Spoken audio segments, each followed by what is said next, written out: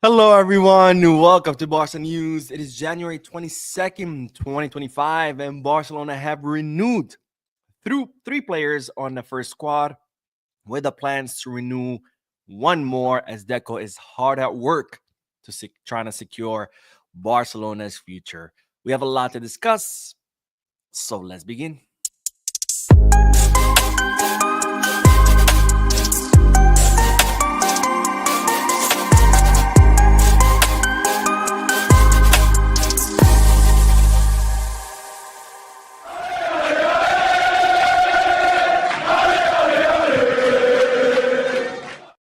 Hello, everyone. Welcome to the channel. My name is Mo, and this is the Barca News live podcast, which is on every Mondays, Wednesdays, and Fridays, usually at 6:30 p.m. Eastern Standard Time. Today, we are starting an hour and a half late because I did have to work pretty late, so I do apologize for the late start.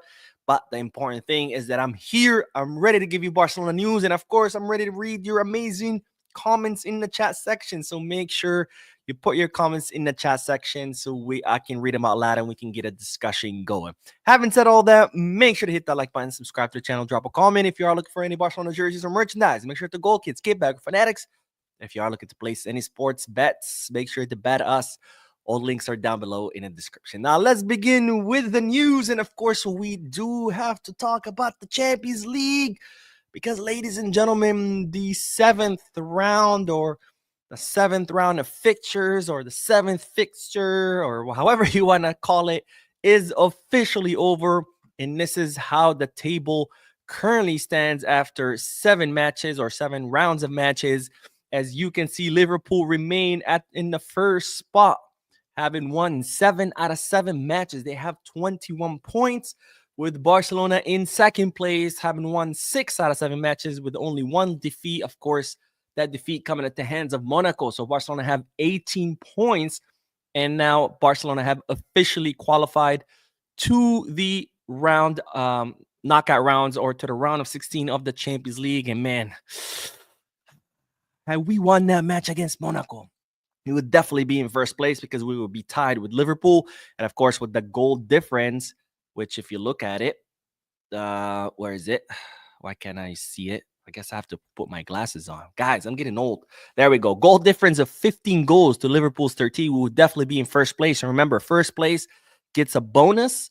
So do the next ones. But of course, it starts getting reduced. So in second place, we'll get less money than Liverpool if they qualify in first place. But if Barcelona win their last match and Liverpool lose or draw their match, actually, no, they would have to lose. Then Barcelona could qualify in first again because of goal difference. So, man, had we just won that Monaco match, but it doesn't matter. What's important is that Barcelona are officially through the knockout stages to the round of 16. And then, of course, we have Arsenal, Inter, Atletico de Madrid, Milan, Atalanta, and Bayer Leverkusen right now in the top 8, with, of course, the next 16 teams who will qualify to the playoffs. So it will be 8 versus 8. 2 matches each fixture, 1 at home and 1 away. And of course, 8 would go home, and then the other 8 would qualify to the round of 16. So not only is it beneficial to qualify in the top 8 because you qualify automatically to the knockout stages, you make more money, but it's also important because that's 2 less matches for Barcelona. You don't have to play those 2 playoff matches. And of course, in a calendar this hectic, that's actually a good advantage. And here we have Real Madrid all the way in 16th place after beating today. I think it was Salzburg 5-1. Bayern Munich lost today. I don't know what's going on with Bayern, so they're in 3-0. And then you have, of course, the bottom, I think 12 teams. They would be automatically eliminated. And look where is Manchester City. I don't know what the hell is going on with Pep Guardiola's team. I've never seen a team decline so fast. I mean, usually teams who are doing great, eventually, after they reach their peak, they start to go down in performance. Players start aging. Some players start leaving. Maybe other teams figure out how to play against you. But that usually happens, slowly. But Man City, they went from last season dominating to this season just absolutely imploding. I don't think I've ever seen a team implode this fast. But Manchester City right now are in the elimination place or phase or however you want to call it. So If Manchester City don't win their next match, they are out, completely out. They are in 25th place. Absolute insanity. But the important news, of course, is not Manchester City or Madrid or Bayern. The important news is that Barcelona are through. Now, speaking of the Champions League, it's been reported that a fight broke out after the Benfica match in the tunnel. And in fact, the Portuguese police had to get involved to separate the player because it looks like the Benfica players started insulting Coutinho after his goal. Things were set back, things got heated, an altercation broke out, and the police had to separate the players. And this was actually confirmed by Coutinho himself when he said the following statements after the match. I'm a person who respects everyone, but when I was leaving the pitch, there were people who insulted me. I returned the insults. I knew I should not have done that, but I did. In the end, we all got heated. The Benfica side also got a little heated. They could have understood the situation, but they chose to insult me. I'm a person who does not take things home with me. And if they speak to me, I will respond in kind. It was something that happened. We were all upset, but it is normal in football after a match like this. So Coutinho confirming that there was indeed an altercation with the Benfica players after the match, and it was because they started insulting him. So of course, in the heat of the moment, he said things back, and I have to say that's pretty sad. It's pretty shameful that the Benfica players were acting like that. No, I understand they were really upset. After all, the refereeing was horrible last match. I think it was bad for both sides, not just for Benfica. I think that penalty kick against Barcelona, I don't think it was a penalty. Szczesny does not make contact with the Benfica attacker at all. Lamine Yamal's penalty kick was also not a penalty. I mean, I think it was Carreras barely touches Lamine on the shoulder. Lamine dives. The referee buys it. Two soft-ass penalties that shouldn't have been a penalty. And you can argue that in that final moment when Coutinho scored his goal, that technically the ref should have awarded Benfica a penalty, even though I still don't think it was a penalty. Because Fermin Lopez, he kind of like pushes the player with his chest. The player falls. I don't think that's a penalty either. But if you've already set the standard that you're going to award every soft-ass penalty, technically he should have awarded that penalty too, even though, again, I don't think that was a penalty. I don't think Lamine's was a penalty. I don't think Benfica's was a penalty. I think they were all soft-ass penalties. But if you're going to award soft-ass penalties, then I guess you should have awarded the last one. So I understand Benfica's players being upset. But let's not forget, Coutinho was not the ref, okay? Coutinho was just a player. I don't know if they confused them. I don't know how. Coutinho has braids. He's darker complexion. The referee is a lighter complexion. Had his hair combed back. So I don't know if they confused them. I don't know, but I think it's pretty unfortunate that they behaved that way. They had no reason to insult Coutinho. Coutinho had absolutely nothing to do with the refereeing decision, and it's pretty shameful. But it is what it is. That's what happened. Police had to intervene, and I'm glad no one was hurt in this altercation. Anyways, let's do the chat section, which is my favorite part of every podcast and of every post-match live analysis. And then we are going to start talking about all the renewals that Barcelona have completed and that they plan to complete. Deco is hard at work. Bang says, hi, Mo. So glad I can catch your live. Thank you, my friend. I'm glad you're here. I'm glad you're watching. Thank you for your comment and everything smart. Says Morgan from London. Great job. Thank you, Morgan from London. Thank you for watching. Thank you for your comment. And Mike Valencia says, what's up, Mo? This time I said Mo instead of Mo.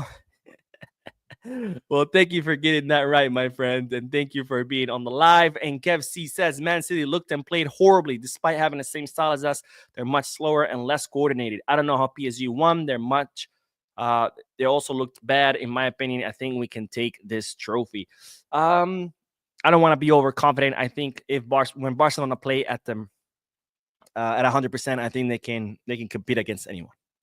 And when I say 100%, I'm talking about the Barca that scored 5 goals against Madrid in the Spanish Super Cup. The Barca that scored 4 goals against Real Madrid in La Liga. The Barca that scored 4 goals against Bayern Munich in the Champions League. That Barca. When Barca is at 100%, I think they can compete against anyone. But when Barca's not at 100%, whether it's 80 or 70 or 60, it's a very vulnerable team. And I think it has to do with the fact that perhaps we don't have that depth in our bench We also, this is not Pep's Barca. This is not the Barca of Xavi, Iniesta, Boozy, Messi, where that team, had so many legends on it that if they wanted to play at 50%, they could have, and they could still win, right? This is not that Barca. When this Barca is at 100%, it's very comparable as far as performance. But when they're not, it's not. And it's because we don't have those kind of stars. And the stars that we do have are still pretty young. Kouarsi, Lamine Yamal, still pretty young. And you cannot ask those players to perform like, the stars that we had on Pep's Barca, right? And I think that's what it has to do. So I think with Barcelona are at 100%, they are unstoppable. They're one of the best teams in Europe, if not the best team in Europe. But of course, the problem is when they're not at the 100%. And so it's going to have to be about consistency. If we can keep pulling off these amazing performances in the Champions League, yes, of course, we have a chance to win it. But if we repeat the mistakes from yesterday in a knockout stage, that becomes problematic because we cannot repeat that before. You're not always going to be able to pull off epic comebacks and to concede 4 goals, 3 of them by really stupid mistakes. Remember, out of the 4 goals that Benfica scored, only 1 was as a result of a play. The other one, completely stupid mistake by Szczesny, taking down Balle. The other one, another stupid mistake where it's a penalty kick. The 4th one, it's an own goal by Araujo. I mean, only 1 goal was as a result of good play of Benfica. The other 3 were absolutely stupid mistakes, and we can't do that. Because in a knockout stage, A, you're not always going to be able to pull off an epic comeback, so we could have easily lost yesterday's match. And B, you do that in the knockout stages and you're out, right? In the group stages, at least you're like, okay, well, we screwed up, but at least we have more matches to make up for it. So Barcelona going to have to be very careful for the remainder of the Champions League. And again, if they play at 100%, yes, we do have a very good chance of winning. McCoy says, we desperately need a left winger. Our attack is mostly on the right side. We should seriously go for Nico in the summer. Whether it be Nico, whether it be my cousin. No, my cousin sucks. We do need a left winger. Because you're right. Our attack is always mostly to the right because it's only Lamine Yamal who can create those 1v1 situations where he can create space with his dribbling. And if Lamine is having an off night like yesterday, or if Lamine is, God forbid, injured, or Lamine needs rest, we're screwed, right? And yesterday we saw that during the first 60, 70 minutes, we struggled because of that, because Lamine was completely shut down. So then our only alternative was to go through the middle. And if you go back and watch the match, it was all attacks through the middle, which if you're only attacking through the middle, it's pretty easy to defend, right? You just put all your players in the middle, all your defenders in the middle, and then you're done. And that's what was happening in Barcelona. But if we had someone on the left who can also dribble like Lamine, then we could have been like, okay, Lamine is not working out. Let's switch to the left. But instead, we don't have someone that can do that. So yes, I agree. We do have a left winger, especially for situations where we need someone to unlock low block defenses, because you can't unlock low block defenses with long passes to the backs of the players because their back is out of bounds, right? Their back is the stance.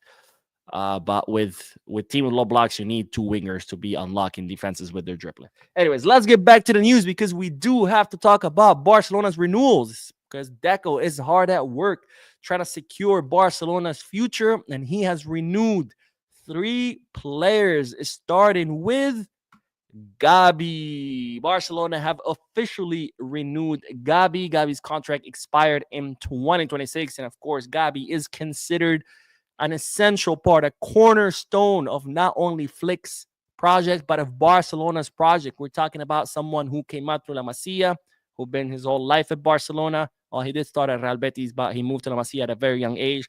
Someone who's been in Barcelona his whole life, someone who is considered a cornerstone and the future of Barcelona's project. Again, not just Flick's, because he was very important under Xavi as well, and he will continue to be important under future coaches.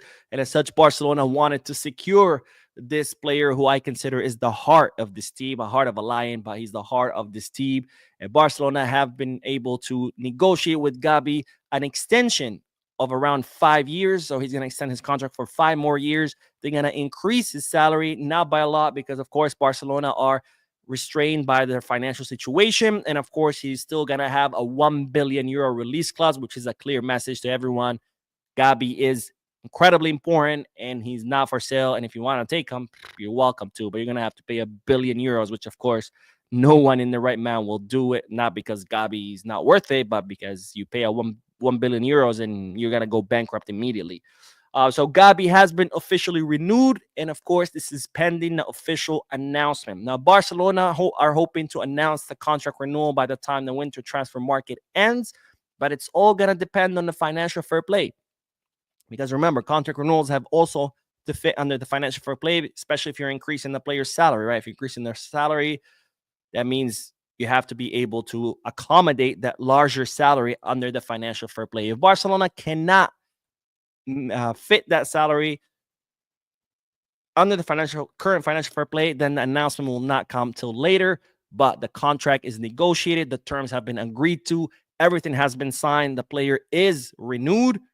It's all about just making it official by registering that new contract with La Liga. And of course, with it would come the official announcement. Now, the other player, we now go from the heart of Barcelona to the brains of Barcelona, the maestro Pedri, who Barcelona have also been able to renew. Pedri's contract also expired in 2026. Of course, Pedri always made it very clear that he wanted to remain in Barcelona. Barcelona also wanted to continue the relationship with Pedri. The only thing was left to negotiate was the financial terms, which took a little bit longer, but that's because neither party was in a hurry to get these negotiations done because, again, both of them knew that they were going to continue. So, we have time. We both want to continue our relationship, so there's no hurry. It did take a little bit longer, but it's been confirmed that negotiations are over. All the terms have been agreed to.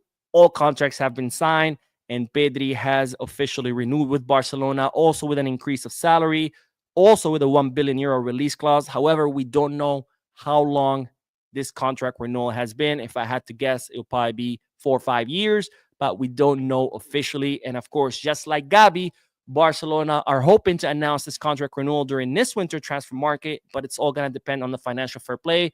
Again, if they cannot, then they'll announce it later once the financial fair play is all fixed. But really, really great news because two incredibly important players for Barcelona, not for Flick, but for Barcelona, which are Gavi and Pedri, the heart and the brains of the team, have been officially renewed. And Deco continues Jean Laporta's assignment of securing the cornerstones of this project. And of course, the next one will be Lamine, but Lamine has to turn 18 before he can sign a long-term contract. But right now, Barcelona focusing on these cornerstones of the project to renew them and to make sure they stay at the club longer. Anyways, by the way, Pedri, just to highlight his amazing performances, and I'm someone who doesn't just like to rely on numbers because it's just one side of the coin. But Pedri this season, 20 matches, 4 goals, 2 assists, 33 chances created, and 88.5% pass accuracy. Phenomenal season that Pedri is having. He has been the most important player in Barcelona to me. I think Lamine Yamal has been our star, our most talented player. I think Rafinha has been our most effective player. And then as far as Pedri, I think he's been the most important player because he is the brains behind this operation. He's the one who dictates the tempo. He's the one who builds the plays. He's the one who just organizes everything. He is the director of the orchestra, and we are very blessed to have him on the team. And to think people wanted him out. After almost 3 years of doing this YouTube, sometimes I think I'm never going to get shocked at the comments that sometimes I read, but I still get shocked every now and then. Like when people were saying that Pedri was garbage and he needed to be sold. Craziness. Anyways, let's get back to the comment section and then we will talk about the next contract renewal. But let's start with Nathan, who says, Frankie has been good recently. He deserves to start ahead of... Oh, no. Bro. Ahead of Casado? Hell no. Rihanchu says, bro, love from Mumbai. I really wanted to ask you a question, but I'm on my way to the gym. See you soon. Well, have a good workout, my friend. Don't forget to stretch before and after. Very important. Maybe I'm just getting old and that's why I need to stretch. I remember when I was on my high school football team, I would literally just jump on the field and just play. No problem. Now, if I try to jump on the field without warming up and stretching, I probably wouldn't be able to walk for like a week. So Asian is a bitch, ladies and gentlemen. John Williams says, hey, Mo, I think we should still try to clear space to seal Rashford deal because we do need a left winger to reduce pressure on the right flank. We do need a left winger. Whether Rashford is the answer or not, I don't know. I have my doubts about Rashford. I think he's an incredibly talented player. I think when Rashford is at his 100%, he is one of the most lethal attackers in Europe. But that's the problem, is that he's not always at 100%. He is very inconsistent, and that worries me. But because it will be a loan, I'm not here kicking and screaming, don't sign him. Because after all, just a 6-month loan. Who knows? He might come and be the next Aubameyang, right? Because Aubameyang was not performing at Arsenal. He had a lot of disciplinary problems. He comes to Barcelona, 6 months, and he becomes one of our most important players during that season. So who knows? Maybe Marcus Rashford can be our next Alba. It could just come and just kill it for the next 6 months. That would be great. Again, if it was a permanent signing, I would be screaming and kicking, don't do it, because he's just been too inconsistent. But again, when he's at 100%, I think he's one of the most lethal attackers. So when people call him Trashford, I'm like, what are you talking about? He's an incredibly skilled player. Now, again, there's a difference between performance and skill, right? So, and I don't think people know how to differentiate between them, because they look at a player who's very talented, who's not performing, and they call him trash. And it's like, no, he's not trash. He's just not performing, right? Joao Felix, perfect example. Incredibly talented, but doesn't perform. I don't know what it is with him, but he just doesn't. I don't know if he thinks he's too good to try, but he just doesn't. So two different things, skill and performance. But as far as skill, I think Rashford is incredibly skilled. The problem is his inconsistent performances. Mickey says, I just saw a post on IG that say Barcelona has made a decision on Eric, and it says he is not for sale. I'll talk about Eric Garcia in the next video. So I don't want to get ahead of myself, but I'll make a video talking about Eddie Garcia. And then Evan says, hi, Mo. How come that there's a lot of people comparing Maestro Pedrito, Magisto Gonzalez to tap in Bellingham? And how come there's people just now seeing how good Pedri is? I'm so furious about this. I don't know. I would never compare Pedri to Bellingham. I think Pedri's on a whole nother level. Not to take anything away from Bellingham. I think Bellingham is good in his own way. I think they're completely two different profiles. I wouldn't compare the two. I think, and even if I would to compare the two, even though they're not the same profile, I think Pedri is miles ahead of Bellingham. And as far as why people take so long to notice, because people don't notice until a player is doing like really, really top things, right? It's like Casado, right? He's a quiet player. He doesn't really do flashy things. So it's a lot harder to notice him unless you're actually paying attention. People only notice the flashy shit. People only notice if a player grabs the ball and dribble past 4 or 5 defenders, and they don't notice the other players who are doing just as important work, but because it's not flashy, then it's not as noticeable. So I think that's why. And of course, Pedri now is having his best season yet, but he's always been important, but it wasn't as good. So it was a little bit harder to detect for people who are not really paying attention. Because, everybody just wants to see the guy who dribbles past the 5 defenders, or they just want to see the guy who's scoring crazy goals, but they don't see the people behind in the back scene or in the backstage doing just as important work, but because it's not flashy, right? It's like with the UFC. People just want to see 2 guys beating each other and bleeding everywhere. But when they see, for example, Khabib, who has an incredible ground game, the best ground game I've ever seen in my life, when I watch his ground game, I'm like, holy crap. Like, and you have to know, because I do MMA, I've been doing MMA for many years. Ground game, Brazilian Jiu-Jitsu, it's all about inches. 1 inch off, and that's getting tapped or your opponent escaping. And Khabib's awareness when he's on the ground, how he is aware of every inch of his opponent, where it is, and how he's aware of his own body and every little movement he makes, it's out of this world. He is the GOAT when it comes to ground movement. But of course, people are not interested in that. People just want to see 2 guys punching each other in the face, breaking each other's teeth. And that's the same thing with football. Anyways, let's get back to the news and let's talk about the next contract renewal that Barcelona have secured. And you might have heard by this one already because Fabrizio Romano reported it, but it is Ronald Araujo who has agreed to extend officially to extend his contract with Barcelona. Now, as you know, Araujo was on his way out of Barca. He had agreed to join Juventus. He had even communicated it to the club that he wanted to join Juventus. Of course, Juventus offer was never enough for Barcelona. They had offered 35 million euros fixed plus some variables. Barcelona were absolutely not anything below 70 million euros. You can kick rocks. And of course, Deco met with Araujo, especially after Iñigo Martinez's injury. Met with him, convinced him to stay, and Araujo agreed to stay. But of course, the remaining obstacle for him staying was actually negotiating with his agents because he wanted an increase in salary. He wanted a lower release clause. And well, now that part has also been completed. So there was convincing the player, and there was actually negotiating with the agents. Convincing the player happened. Deco made it happen in a face-to-face meeting. And now the second part of it is also complete, as both parties have agreed to extend Ronald Araujo's contract. He will extend until 2031. And we don't know how much the release clause is. We knew he was insisting on a lower release clause in case he decides to leave in the future. He wants to be able to leave without problems. You know, he had a 1 billion euro release clause, which of course that means you're not leaving. It's impossible. Nobody's going to pay 1 billion. So he wanted a lower release clause. We don't know what the new release clause is, but we do know that he is extended until 2031 with an increase in salary. Again, we don't know the actual figures, but just know that he has renewed and that the terms of the contract have been greenlit by everyone. The club agrees to them. Araujo agrees to them. Everything's good to go. Of course, this will also be pending official announcement, just like Pedri and Gavi's, once Barcelona clear enough space on their wage bill or on their financial fair play to be able to register this new contract.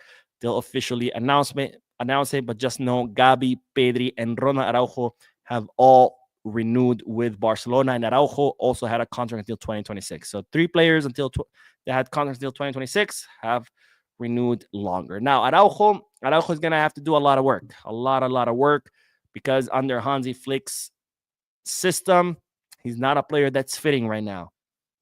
As you know, Flick likes his center backs to be a lot more tactically able, if you want to put it that way, than Ronald Araujo. He likes his center backs who are very organized, know how to do the offside trap. They are very good with the ball at their feet. They're very good with the forward passes. They can, versus Araujo, who's a lot more a defensive center back, someone who knows how to mark his opponent, someone who's physical, fast. Flick likes more of a tactical center back versus a physical center back. Let's put it that way.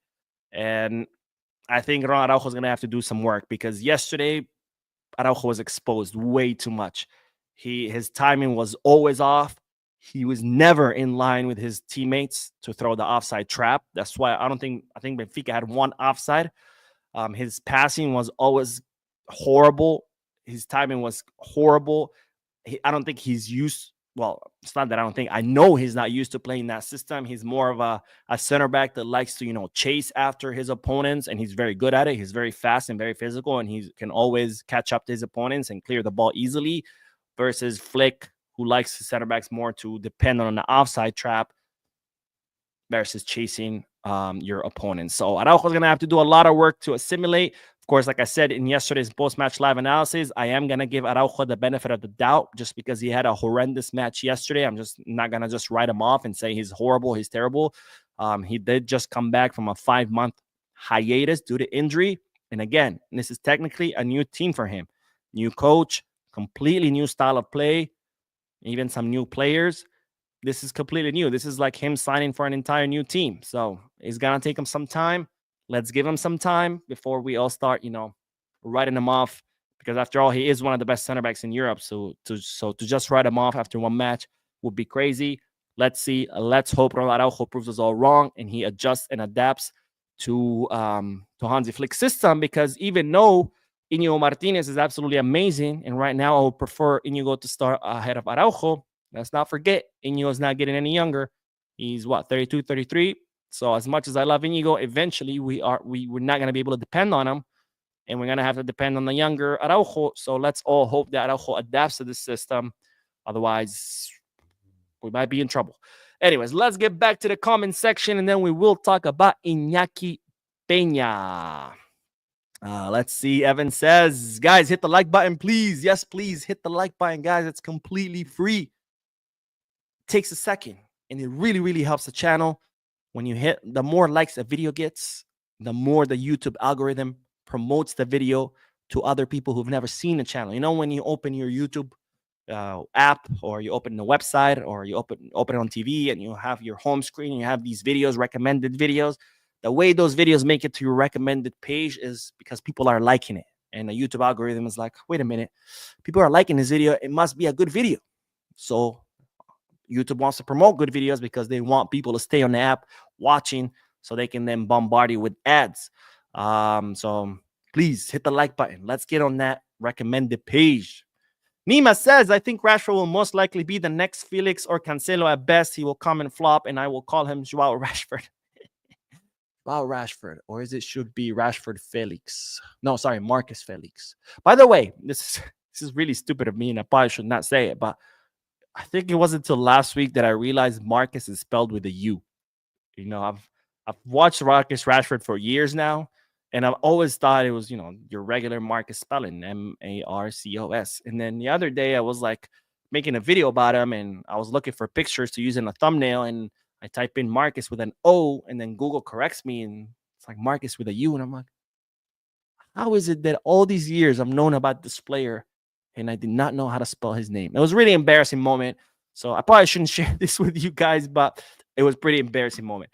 Poya says, hey, by the way, Poya in Spanish means penis. Dick, technically. It's not. But anyways, hey Mo, I don't know if you already talked about this, but who would go with Szczesny? Who would you go with, Szczesny or with Pena? Right now, Pena. Pena. And I'll talk about it in a little bit, but I think given the mistakes that Szczesny did yesterday, I would want to revert back to Pena, because Pena never made any mistakes for him to be taken off, but Szczesny did. So I think we should go back to Pena. But I'll talk a little bit more about this in a little bit, because we do have to talk about Inaki in the last segment. And the Jeff says Rashford is not talented. If you think he is, tell us the biggest. He is. Let's not.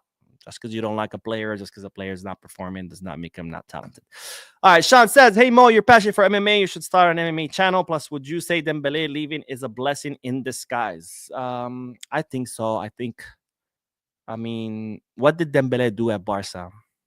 Nothing really, besides spend half of the time here injured. He had a few good performances here and there, and it cost us, I think his transfer fee with variables and everything ended up costing us 150 mil. That's not to mention his salary.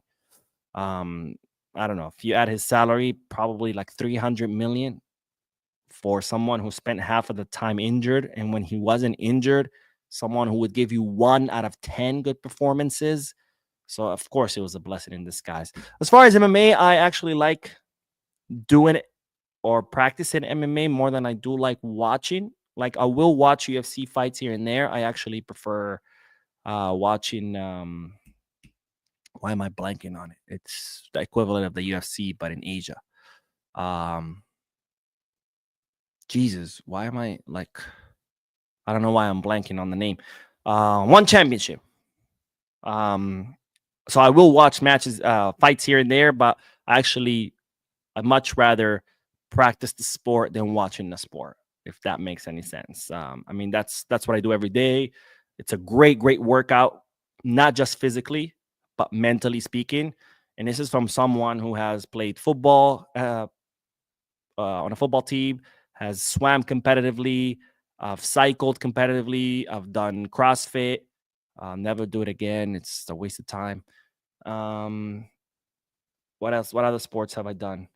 I've done sports all my life, and I guarantee you 5 minutes in a ring is like 3 hours in the gym. Nothing works you out more than 5 minutes in the ring. Like, you will come out exhausted. And not only is it a great physical workout, it's a great mental workout, because people don't realize fighters are not just there punching each other without any reason. Just it's a chess match, right? Every move you make, it has a counter move, and every move he makes, it has a counter move, and the counter move has a counter move. It's literally a chess match. with fists and legs, right? So it's a great mental and physical workout. No other sport will work you out the way MMA does. And plus, it doesn't hurt to know how to defend yourself. I try to avoid fights at all costs. I just don't think they're worth my time. But if I have to, then at least I know what to do if I absolutely have to. So great workout. I highly recommend it to anyone. When I have kids, I know they're going to be in it since they're little kids because it's the best workout. And this is, again, someone who's played competitive sports since I was a little kid. Anyways, let's do the last bit of news. And we do have to talk about Inaki Pena because, ladies and gentlemen, Barcelona have decided that they do want to renew the contract of La Masia goalkeeper. His contract expires in 2026, so that means this summer he will enter the final year of his contract. Barcelona believe that Inaki Pena has done a really good job as the goalkeeper, as a substitute goalkeeper since Ter Stegen got injured.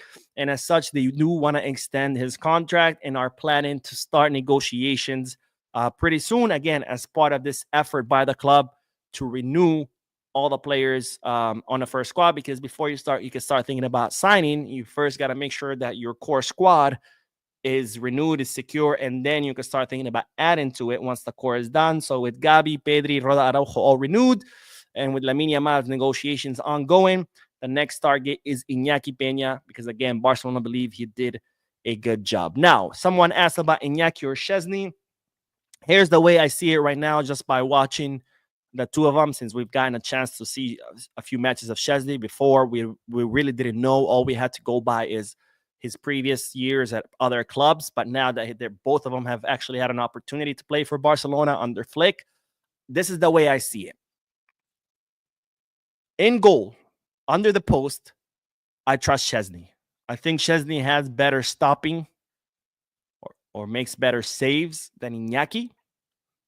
He just has the experience. He has the reflexes he's always had. He's always been like at least top 10 goalkeepers in Europe. So it fits. Under the posts, on goal, I trust Szczesny.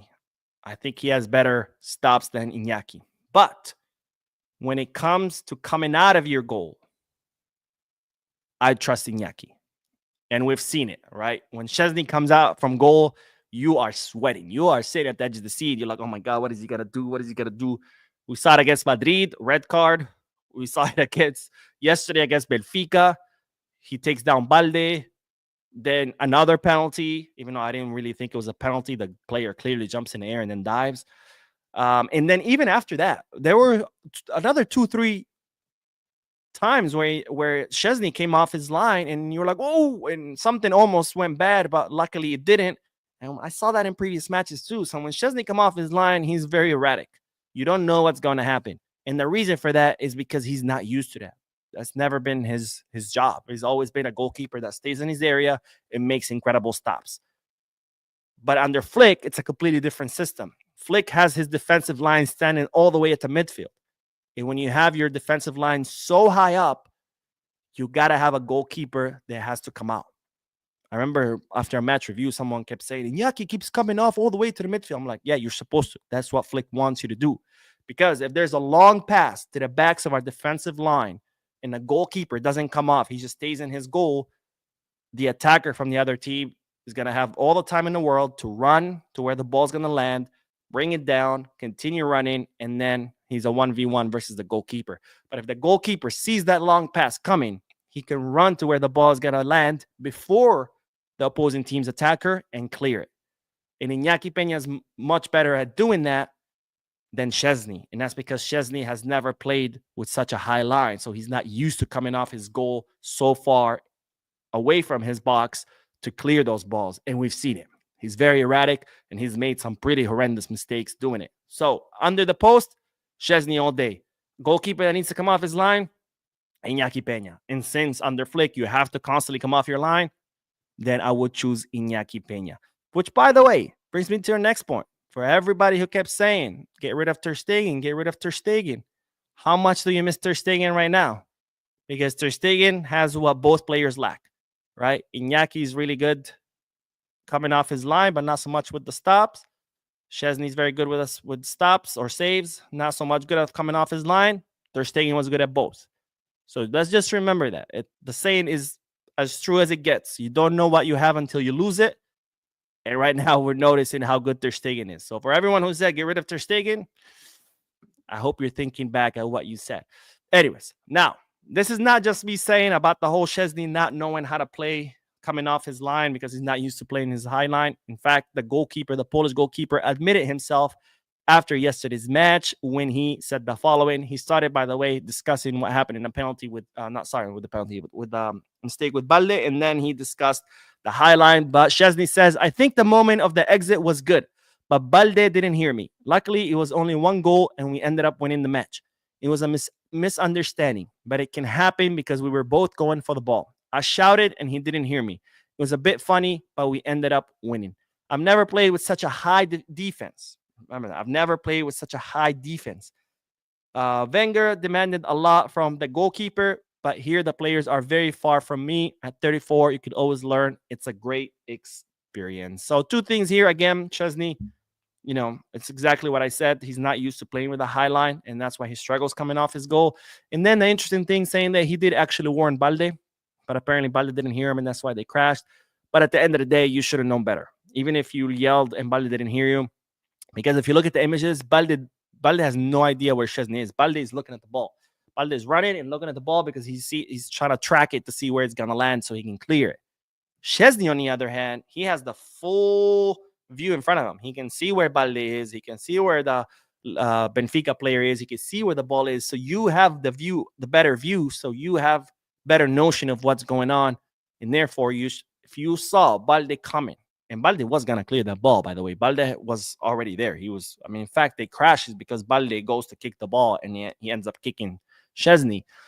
So if you see that Balde is getting there, that Balde is about to clear it, dude, just stop. Even if you yell, he's not hearing you, and you can see it. Balde cannot see anything. Balde is only looking at the ball. So I think it's still a Szczesny mistake, but I think it does take a little bit of the blame away from him if he didn't scream to Balde. But in a match like this where the stadium is so incredibly loud, I think he should have anticipated that Balde was about to get there and not do it. And I think that has to do with his timing, because we've noticed that Szczesny's timing is very off when he comes off his goal. He hesitates, even with the penalty kick, which I don't think it was a penalty. Again, I think the Benfica player jumps in the air and dives. Even that penalty kick, his timing was off, and that's why he got there late. With the Mbappe red card, same thing. His timing was off, and that's because, again, Szczesny's not used to coming off his line that much. But when it comes to stops or saves, I think he's really good. All right, that is all the news, ladies and gentlemen. Let's do a few more comments, and then we will end this. And, of course, we'll do another video. All right, Bank says, and Mark Bernal, he must come back. Ronald also, that is out.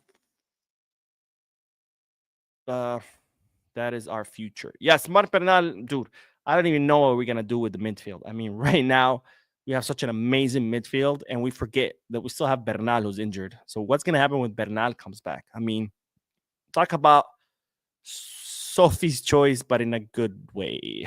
I don't know if that was a horrible thing to say, but really, really tough choice. I mean, to pick between Casado, Bernal, Pedri, Olmo. Not to mention, we still have people on the bench like Frankie, Fermin, Pablo Torre. My God. I mean, talk about a problem that any coach would love to have. I'm not envious of Flick because I had no idea what I would do. You give me this lineup of players, and I'm like, I don't know which one of you is going to start. Here's a coin, flip it, or here, paper, rock, scissors. Whoever wins gets to start. I mean, that is a really, really tough choice, but a really nice problem to have. Tunde says, hi, Mo. I'm tired of La Liga acknowledgement of their referees' willful mistakes in Barcelona matches, but no disciplinary action has been taken on. I wish it was an acknowledgement. They don't even acknowledge their mistakes. They dig their heels in, and according to them, everything is fine and dandy. And in fact, today, this guy responded to Rafinha through Twitter because Rafinha had complained about the refereeing. And the guy responds to him. He's like, oh, 10 of La Liga matches are actually, or referees are actually UEFA referees. Like, that's something to brag about. Like, oh, look how good our referees are, that half of them are actually UEFA referees too. And it's like, that actually just makes UEFA look even bad. It doesn't make you look good. It makes UEFA look bad. That the fact that 10 La Liga referees can make it to become UEFA referees, that means that UEFA refereeing level is also shit, which it is. We saw it yesterday. The ref was horrendous. Again, none of those penalty kicks were penalty kicks. Not Lamin's, not Benfica's. But like I said, they just never admit. They just dig their heels in, and according to them, everything's good and fine, and it's just the players complaining for no reason. All right, let's see. Bank says, is it true Barca will make moves for Musiala? No truth to that. Musiala will renew with Bayern, and that's that. Sean says, good to know about MMA. Have you ever thought about throwing out a challenge to Zlatan? Zlatan is actually a Taekwondo black belt, not an MMA. He's not an MMA fighter. He does Taekwondo, which in the MMA world, you don't I think there are a handful of fighters who have some Taekwondo background, but it's not usually a sport that MMA fighters add to their arsenal. MMA fighters are usually, obviously, jiu-jitsu. That's number one, because you have to have a ground game, because most fights end up on the ground. Muay Thai, so you know how to kick and punch. Boxing, maybe even some wrestling. But you don't really see that many MMA fighters who have Taekwondo as one of their martial arts. I mean, that's what MMA stands for, right? Mixed martial arts, because MMA fighters, they usually practice different martial arts, because the best martial art is a combination of several martial arts, right? Because if you're a boxer, you're good on your feet, you go on the ground, you're done. If you're a jiu-jitsu fighter, you're great on the ground, but if you're on your feet, you're done. If you know how to do both, you're in good position, right? Barca Gel says Inaki had the same stupid come outs as well, just he didn't hit his teammates. He many times run out as well when the defenders clearly had the ball. Not as egregious as Szczesny. And this is why I say, for people who kept saying Mark, they're staying out, how do you miss him now? Best in the game says, I will still go with Szczesny because he's really good at stopping shots, but his sweeper keeper problem can be fixed. He still needs time to adjust after retirement. Here's the thing, though. We are at a critical stage of the season where you can depend on or wait for your players to fix their mistakes. Let's put it that way. You know, Szczesny is, let's say, yes, he eventually does become much better at coming off his line, but how long is it going to take him to get there? How many mistakes is it going to take him? Because yesterday's mistake is unforgivable. You cannot take down your own player. By the way, that was a really hard challenge. That could have easily injured Balde and could have injured him. And now not only are you down a goal, but now you have two players who are injured, and you have to waste two substitutions to bring in a goalkeeper and a left back because your goalkeeper didn't injure himself and injured your left back. That kind of mistake has no place in this phase of the season. These are the mistakes you want to get out in the preseason, maybe in La Liga at the beginning, but in the Champions League, what if this was a knockout stage game and Barcelona did not manage to pull off an epic comeback? Because remember, yesterday could have easily went the other way. The ref could have whistled the penalty. Rafinha's goal would have been canceled, and then Benfica could have had a penalty and it would have ended 5-4 instead of 4-5. Then what? Right? We're not going to be able to do that every match to do these comebacks. So you have to start by not making a stupid mistakes. Now, if you play well and the other team still scores a bunch of goals against you, okay, fine. But to concede 3 goals by all stupid mistakes, there's no room for that in the Champions League. There just isn't. Because remember, 3 out of the 4 goals Benfica scored were all as a result of stupid mistakes. A penalty, an own goal, and Szczesny taking down Balde. There's just no room for that in the Champions. Lucky says it's a collision between Balde and the keeper. Yeah. When I saw that, I was like, I literally texted my friends. I was like, what the hell did I just watch? Like, I couldn't believe it. Those are the kind of bloopers you see in third division or in your Sunday league. But at this level in the Champions League, Sanjok says Jonathan Tao wasn't that great yesterday against Atletico Madrid. I don't think we should get him. We shouldn't be wasting our wage bill on him. Again, I'm a firm believer that you cannot base your opinion of a player based on one match, because everybody has bad matches. Everybody. There were matches with Messi would go ghost, completely ghost. I mean, what if you just watched that match and came up to the conclusion that Messi sucks? That wouldn't make any sense, right? Messi's the greatest ever.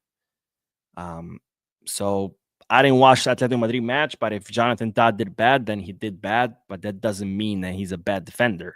I think overall, he's a solid defender, and you can't judge players based on one match. No, not defenders, players. SA says Wirtz is different type winger, but likewise top tier as Yamal. Hence, I feel so badly needed. He's the top of all players anyway. Easy decision per scouting. Perfect winger backup. I mean, everybody would love to have Wirtz, but whether we can afford him, that's a whole nother story, my friends. Anyways, that is all, ladies and gentlemen. Thank you so much for tuning in, for your comments, your likes, your subscriptions. If you haven't hit the like button yet, make sure you do. Really helps the channel. If you haven't subscribed yet, also make sure you do. I will see you in the next video, because I will be posting another video. And as always, Biska. Bye.